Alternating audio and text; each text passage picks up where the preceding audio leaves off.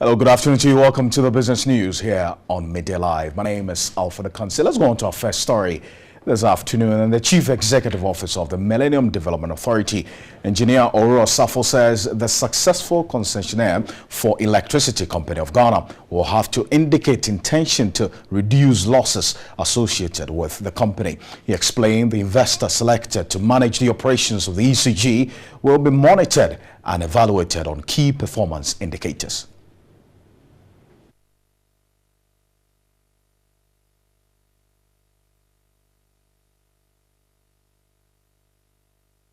Engineer Oruro Safo said sourcing private investment for the Electricity Company of Ghana is crucial for efficient operations. Right now, the needs are in the region of, it's estimated around $200 million annually. We need something in that region to invest in ECG, to make ECG a more robust organization. And so bringing in a private sector participant will bring in this investment. They'll also bring in additional technology, they'll bring in expertise, and they will help to make what we call a ECG credit-worthy or credible off-taker of power. The CEO of MIDA explained ECG will still own assets of the company in the 25-year concession period, but what happens to the liabilities or debt of the country's major power distributor? The ECG will still be there, but in a restructured form, and ECG will continue to own the assets. The decision is that any liabilities that ECG has will continue to be held by ECG. So the decision is not to pass on the liabilities to NewCo, but if any monies have been used in power development, then they will be recovered from NewCo through the lease payments. A team of police from the Bonahafo region has rescued the Chief Executive Officer and management members of the Ayum Timber Company who were held hostage for over 6 hours on Tuesday. About 500 workers of the timber firm held the management, the Chief Executive of the firm, and the MC, Alhaji Mohammed Kweku Doko, who were having a meeting hostage over 6-month unpaid salaries. The workers surrounded the clubhouse of the company at MIM at about 5 p.m. on Tuesday and vowed not to allow the CEO, Naja David, the management members, and the MC out of the compound. Let's go on to the telephone now and speak to our Bonahafo regional correspondent, Larry Parkwesi Moses. Larry, if you can hear me, what is the situation at the Ayum Timber Company as we speak at the moment? Hello, Larry. Hello, Larry. Okay, we'll try to work on the telephone lines now and speak to Larry. Now, Larry, if you can hear me, what exactly is the situation now at the Ayum Timber Company? Hello, Larry, can you hear me?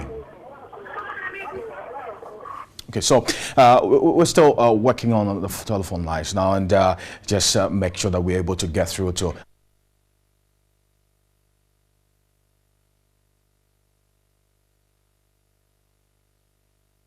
Limited, where 2 days, that's on Tuesday, they held the management and the CEO of the company hostage for over 6 hours because of some 6 months unpaid salaries. About 500 workers of the timber firm held the management team in the area. Let's see if we're able to make a breakthrough now. And Larry Parkwesi Moses is our Bonahafo regional correspondent. He joined me on telephone again. Larry, can you hear me now? Hello, Larry, can you hear me? Yeah, Fred, I can. Great. Now, can you tell me exactly what the situation is at the Ayum Timber Company as we speak? Yeah, currently I'm just a few meters away from the premises. That's the main gate of the Ayum Timbers. I can tell you that the place is now a ghost company because nobody is seen working at the moment. All of them have deserted the company and they are in their various homes waiting for the outcome of the management decision whether they will pay their outstanding salaries that have not been paid for the past 6 months. So virtually the place is empty for now. Okay, we're told that the MC was also held hostage together with the management. What was he doing there at the time?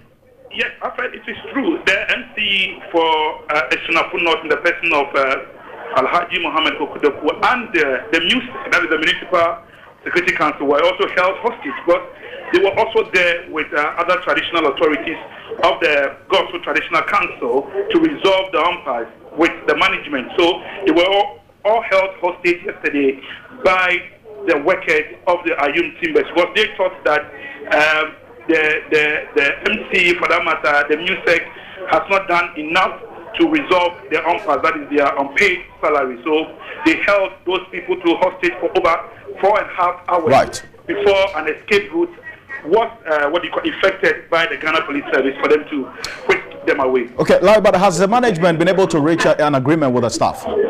As I'm speaking to you now, management are tight-lipped. We don't want to comment on the issue.